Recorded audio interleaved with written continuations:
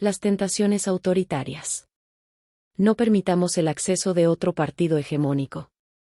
Nuestros ancestros pagaron con sangre la libertad que hoy disfrutamos, no la desperdiciemos. Francisco Martín Moreno.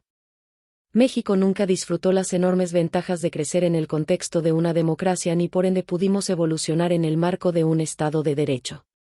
La democracia en México comenzó, con efímeras excepciones, cuando en 1997, Zedillo perdió el control del Congreso de la Unión. México está listo para la democracia, y no me presentaré en las elecciones de 1910, declaró Díaz, el tirano. Al incumplir su palabra, estalló la Revolución Mexicana y huyó del país. El dictador tenía razón, tan México sí estaba listo para la democracia, que no nos importó destruir la economía y dar la vida a cambio de la libertad.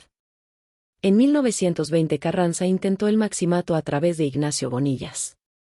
¿Resultado? Fue asesinado en Tlaxcalantongo, al igual que Obregón fue masacrado a balazos en 1928 al violar el principal postulado de la revolución, sufragio efectivo no elección. ¿Está claro? Huerta asesinó a Madero para ser también depuesto y obligado a huir del país para morir en un cuartel estadounidense antes de ser masacrado por las balas liberales. Cuando en 1924 Obregón impuso a Calles, otra vez apoyado por el ejército, estalló una sangrienta rebelión preelectoral en el Grupo Sonorense, con el exterminio de una parte fundamental de la alta jerarquía militar. México estaba en contra de las imposiciones, como lo debe estar en nuestros días. El maximato callista se extinguió cuando Cárdenas largó a Calles a Estados Unidos. Aquel fundó entonces la dictadura perfecta, que sobreviviría casi todo el siglo XX.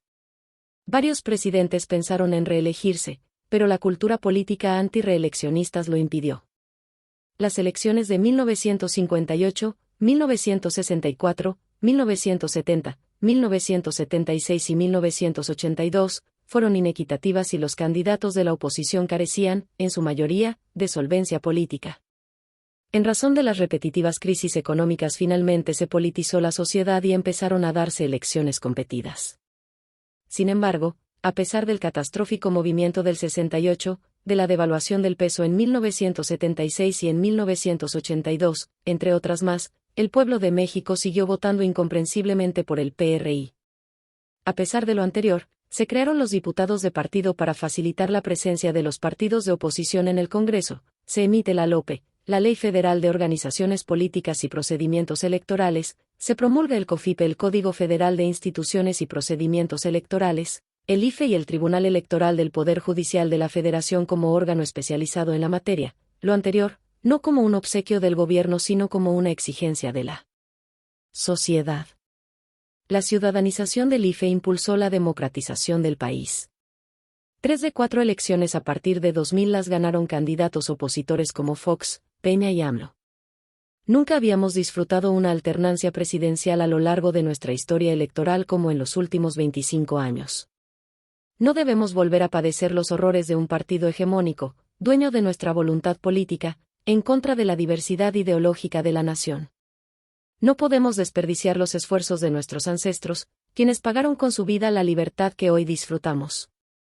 Los mexicanos construimos un sistema electoral invulnerable y válido en el que se finalmente respeta la voluntad popular. AMLO pretende derogar los esfuerzos históricos democratizadores para convertirse en un nuevo Cárdenas, el dictador perfecto con supuestos apoyos ciudadanos. No permitamos el acceso de otro partido hegemónico. Nuestros ancestros pagaron con sangre la libertad que hoy disfrutamos, no la desperdiciemos. Destruir al INE implica acabar con el árbitro electoral, con el principio de sufragio efectivo. No reelección y con el Estado de Derecho. No a la reelección, no a otro maximato.